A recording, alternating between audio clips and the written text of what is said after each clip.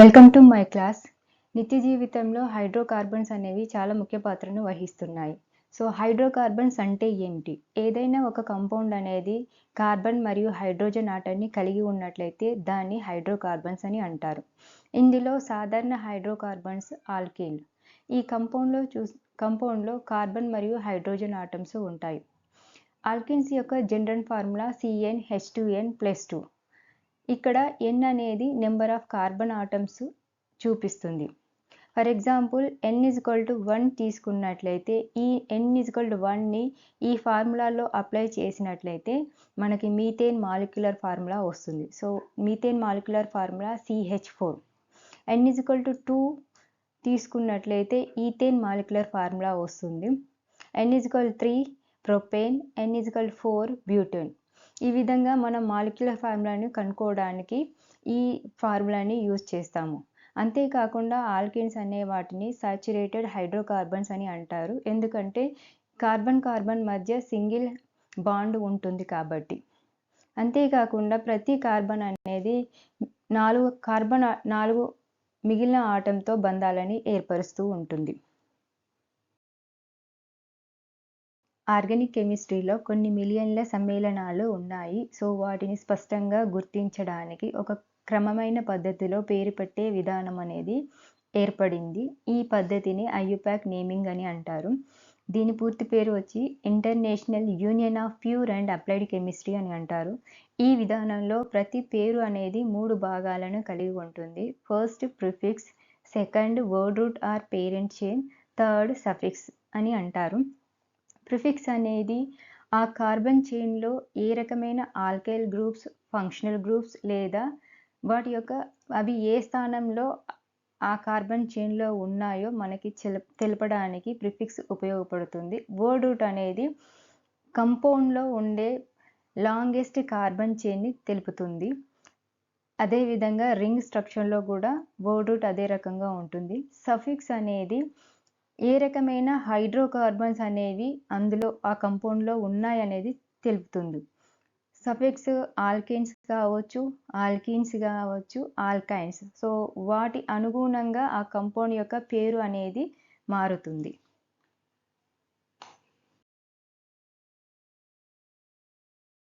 Branched chain ఆల్కేన్స్ని పేరు పెట్టే విధానంలో ఈ క్రింది నియమాలను పాటించాలి. దాంట్లో ఫస్ట్ వన్ వచ్చేసి మాలిక్యూల్లో ఉండే అతిపెద్ద కార్బన్ చైన్ని గుర్తించాలి. ఈ కార్బన్ చైన్లో functional groups, double bonds, triple bonds, side chains లేదా మరియు సబ్స్టిట్యూయెంట్స్ కూడా ఉంటాయి. అసలు మాలిక్యూల్లో నెంబరింగ్ ఏ విధంగా వేయాలనేది ఇప్పుడు చూద్దాము. ఫస్ట్ ఎగ్జాంపుల్ చూడండి. ఇందులో ఇక్కడ నుంచి మనం కౌంట్ చేసినట్లయితే 1, 2, 3, 4, 5, 6, 7, 8. So total number of carbon atoms 8. So ఇది పెద్ద కార్బన్ చైన్, ఈ మాలిక్యూల్ యొక్క అతి పెద్ద కార్బన్ చైన్.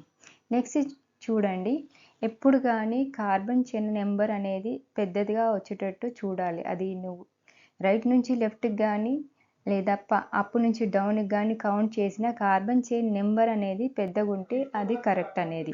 సో ఇక్కడ సెకండ్ దాంట్లో కార్బన్ చైన్ని మనం స్ట్రైట్గా కౌంట్ చేసినట్లయితే total number of carbon atoms అనేవి 6 వస్తాయి. అదే మనం డౌన్ నుంచి లెఫ్ట్కి కౌంట్ చేసినట్లయితే total number of carbon atoms అనేవి 7 వస్తాయి. సో ఇది అతిపెద్ద కార్బన్ చైన్ అనేది. నెక్స్ట్ ఇక్కడ ఈ 2 ఎగ్జాంపుల్ని కంపేర్ చేయండి. ఇందులో ఫస్ట్ మనం ఈ విధంగా నెంబరింగ్ ఇచ్చినట్లయితే రైట్ నుంచి లెఫ్ట్కి నెంబర్ ఇచ్చినట్లయితే total number of carbon atoms అనేవి 6 వస్తాయి. ఇదే స్ట్రక్చర్ని నెంబరింగ్ అనేది ఈ విధంగా ఇచ్చినట్లయితే total number of carbon atoms అనేవి 6 వస్తాయి. కానీ ఇందులో ఫస్ట్ స్ట్రక్చర్లో దానికి ఎన్ని ఆల్కైల్ గ్రూప్స్ అనేవి అటాచ్ అయి ఉన్నాయి చూడండి.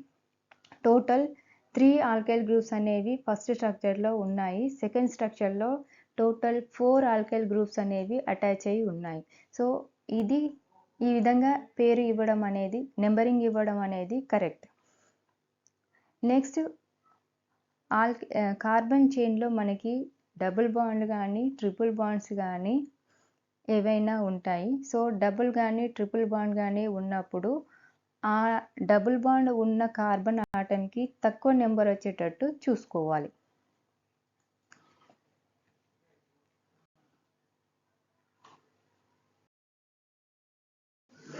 సెకండ్ రూల్, మాలిక్యూల్లో లాంగెస్ట్ కార్బన్ చైన్కి అటాచ్ అయ్యి ఉండే సబ్స్టిట్యూయెంట్స్ కానీ, ఫంక్షనల్ గ్రూప్స్ కానీ, బ్రాంచ్డ్ చైన్స్ కానీ వాటికి తక్కువ నెంబర్ వచ్చేటట్టు నెంబరింగ్ ఇవ్వడం అనేది చేయాలి. ఫస్ట్ ఎగ్జాంపుల్ చూడండి. ఇక్కడ మనం కార్బన్ చైన్ని ఈ కార్బన్ ఆటమ్ నుంచి మనం కౌంట్ చేసినట్లయితే total number of carbon atoms అనేవి 10 ఉన్నాయి. సో ఇది అతిపెద్ద కార్బన్ చైన్. ఇందులో మనకి థర్డ్ కార్బన్ మీద 2 ఆల్కైల్ గ్రూప్స్ అనేవి అటాచ్ అయి ఉన్నాయి. 5th కార్బన్ మీద 2 ఆల్కైల్ గ్రూప్స్ ఉన్నాయి. అదేవిధంగా 8th కార్బన్ మీద ఒక ఆల్కైల్ గ్రూప్ అనేది అటాచ్ అయి ఉంది. సో ఎప్పుడు కానీ అటాచ్ అయ్యే ఉండే గ్రూపులకి తక్కువ నెంబర్ వచ్చేటట్టు నెంబరింగ్ ఇచ్చినట్లయితే అది మనకి నేమింగ్ అనేది కరెక్ట్ వస్తూ ఉంటుంది.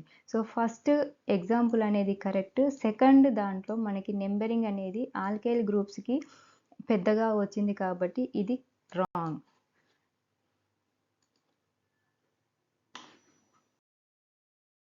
రూల్, ఫంక్షనల్ గ్రూప్స్ అనేవి సఫిక్స్గా ఉన్నట్లయితే ఆ సఫిక్స్ అనేవి వౌల్స్ లెటర్స్తోని స్టార్ట్ అవుతాయి. ఈ వౌల్స్ అనేవి AEIOU. సో ఈ వౌల్స్ సఫిక్స్ అనుగుణంగా కార్బన్ చైన్ యొక్క నేమ్ అనేది మాడిఫై అవుతూ ఉంటుంది. ఫర్ ఎగ్జాంపుల్, ప్రొపేన్ యొక్క మాలిక్యులర్ ఫార్ములా C3H8. ఇందులో కనుక ఒక కీటోన్ గ్రూప్ అనేది అటాచ్ అయి ఉన్నట్లయితే లాస్ట్ ప్రొపేన్ యొక్క లాస్ట్ ఈ లెటర్ అనేది రిమూవ్ అయి ONE అనేది యాడ్ అవుతూ ఉంటుంది. ONE అనేది కీటోన్ యొక్క సఫిక్స్. సో ఈ విధంగా ఏ ఫంక్షనల్ గ్రూప్ అనేది కార్బన్ చైన్కి అటాచ్ అయి ఉంటుందో దానికి అనుగుణంగా దాని సఫిక్స్ అనేది మాడిఫై అవుతూ ఉంటుంది.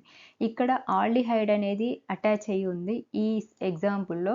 సో అందుకోసమని లాస్ట్ సఫిక్స్ అనేది AL, ఆల్డిహైడ్ యొక్క సఫిక్స్ AL కాబట్టి AL అనేది నేమ్ అనేది లాస్ట్ సఫిక్స్ అటాచ్ అయి ఉంది.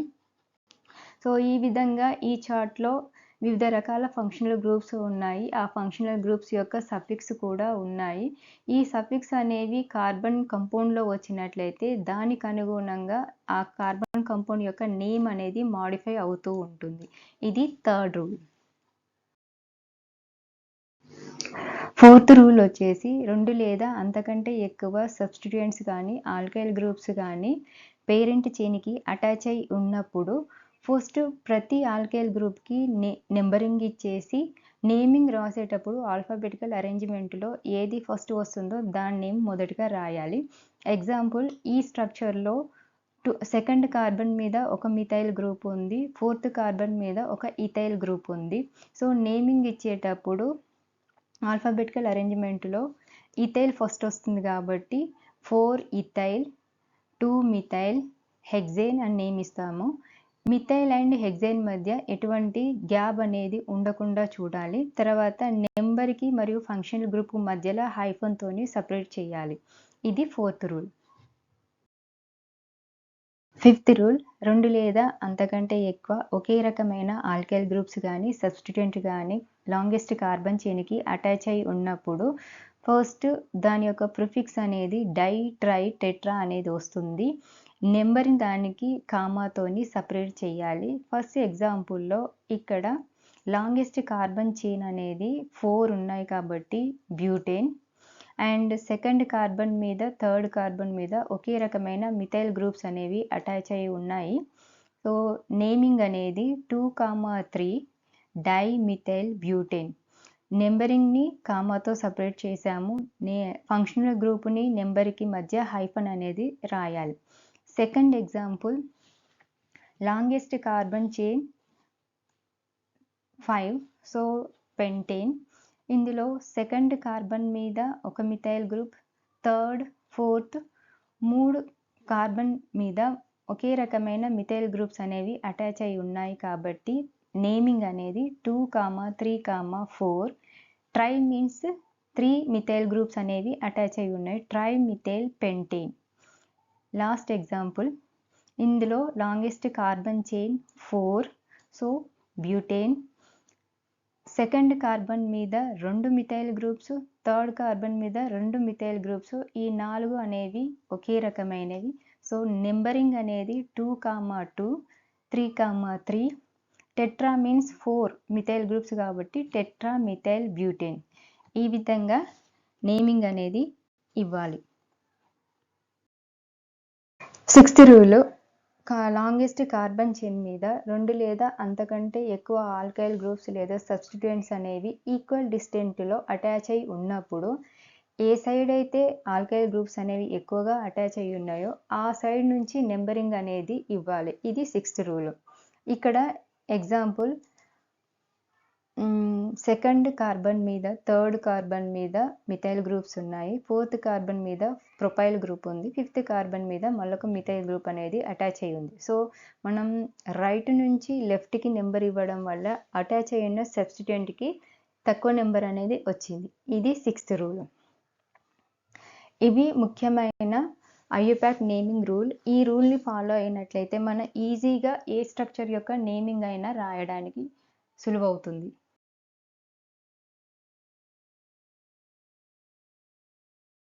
ఇప్పుడు చెప్పిన IUPAC రూల్స్ ఆధారంగా ఇక్కడ కొన్ని స్ట్రక్చర్స్, వాటి యొక్క నేమింగ్ అనేది ఇవ్వడం జరిగింది.